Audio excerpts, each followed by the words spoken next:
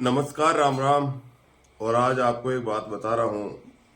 बड़ी अजीब सी बात लग रही है और अजीब जैसी वाली भी है, क्योंकि अभी किसानों की सीजन है रायरा काटने की और अपनी फसल को तैयार करने वापस निकालने के लिए। वैसा ही हादसा एक आपको बताऊं। ग्राम आलियावास में से करीबन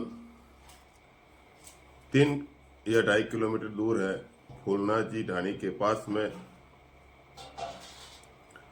जो हमारे ग्राम के विद्यालय के विश्वकर्मा के संचालक है सत्तुर जी जांगीड़, उनके खेत पर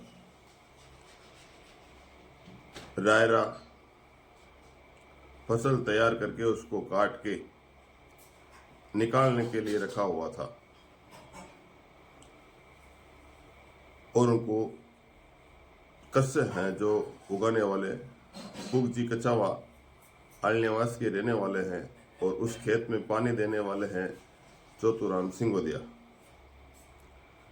एक खेत में 3 आदमियों का जीवन यापन करने के लिए जो किसान रात दिन मेहनत करके उसको कटाई करके उसको तैयार करके इकट्ठा किया हुआ खेत के बीच में भाई उसको निकालने के लिए 1-2 दिन लगेगा। कल शाम की बात है, करीबन 8 बजे या 7:30 बजे के बीच की। अचानक उस खेत में जहां रायड़े की फसल को काट कर इकट्ठा किया हुआ था, वहां पर उसमें अचानक आग लग गई।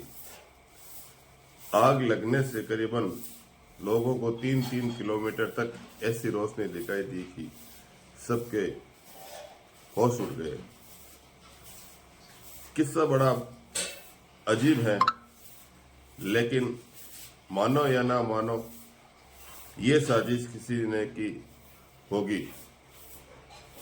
अब किस तरह की, क्या की, क्यों की, ये तो करने वाले को ही पता है। हम सब तो मिलकर उसकी बातें कर सकते हैं, भाई अनुमान लगा सकते हैं, लेकिन किसी ने जो ये हरकत की उस फसल को जलाने की, ये तो बहुत ही निंदनीय है। क्योंकि ऐसी स्थिति में इंसानियत को बहुत ठेस लगती है। अपनी फसल तैयार हुई थी और उसको जला के राख कर दिया, उसके लिए तो बड़ी सोचने और दिल दुखने जैसी बात है ना। लेकिन एक बड़ी अफसोस यही बात है, जो या किसी ने या कैसे ये हरकत हुई। अब हर आदमी का दिमाग अलग अलग होता है, संदेह अलग तरह से होते हैं। लोग अनुमान लगाते हैं कि चारों तरफ ऐसी कोई स्थिति नहीं थी कि इसमें आग उत्पन्न हो सके, स्वयं लग सके, रास्ते के नजदीक या ऊपर से कहीं बिजली के तार निकले हुए या हो, ऐसी स्थिति कोई नहीं थी। फिर भी अचानक उसमें आग लगी, ये तो सोचने वाली बात होगी। इसका मैं अभी आपको वीडियो भी दिखाऊंगा कि आग का विकराल रूप आसपास के खेतों में, और उस खेत में जहां आग लगी थी वहां पर तो रात का समय भी दिन के जैसा हो गया था। क्योंकि सरसों में भी तेल की वजह से पेट्रोल जैसे वो आग जल्दी पकड़ता है। तो आग इतनी तेज होने के बाद लोगों उसके पास जाना बहुत संभव था। यहाँ कोई दमकल की आसपास में हमारे सुविधा नहीं है जिसको हम फोन करके भी बुला सकते हैं, क्योंकि ऐसी स्थिति कई बार बन जाती है। हमारे पास एरिया में दमकल भी नहीं होने से ये भी नुकसान हो सकता है।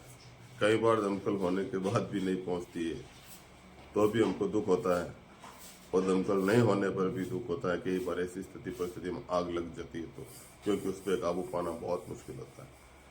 क्योंकि उसके पास में चारों तरफ बुझाने की व्यवस्था भी नहीं थी, और फिर आग ने विकराल रूप ले लिया तो उसके पास भी जाना बहुत कठिन था।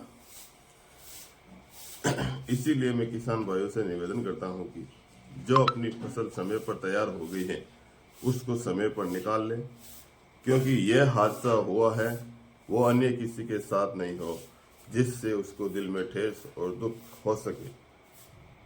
ये मेरा सभी किसान भाइयों से निवेदन है, क्योंकि अपनी फसल तैयार होने के बाद जल्दी से जल्दी उसको निकालें और अपनी समय पर ले जाकर घर पे रखें, जिससे किसी को कल जो हादसा हुआ उसकी तरह नहीं हो।